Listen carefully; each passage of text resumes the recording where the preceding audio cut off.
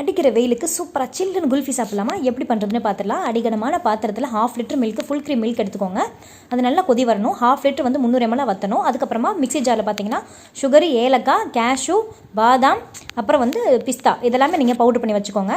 பாலுமே பார்த்தீங்கன்னா நல்லா கொதிச்சிருச்சு. இந்த மாதிரி ஆடை அடிக்கடி எடுத்து விட்டுருங்க.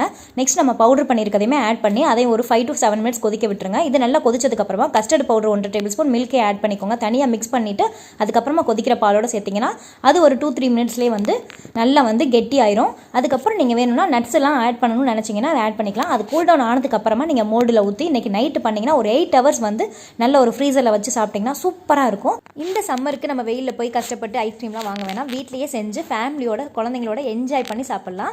இந்த ரெசிபியை கண்டிப்பாக நீங்கள் ட்ரை பண்ணிவிட்டு எப்படி இருந்துச்சு அப்படின்னு எனக்கு கமெண்ட் பண்ணுங்கள். வீடியோ பிடிச்சிருந்துச்சுன்னா மறக்காமல் லைக் பண்ணி சப்ஸ்கிரைப் பண்ணி வச்சுக்கோங்க. அது மட்டும் இல்லைங்க, ப்ரௌனிஸ், டீ கேக்ஸ் எல்லாம் வேணா ஸ்க்ரீனில் தெரியுற வாட்ஸ்அப் நம்பருக்கு வாட்ஸ்அப் பண்ணி உங்கள் ஆர்டர் ப்ளேஸ் பண்ணிக்கோங்க. பாய்.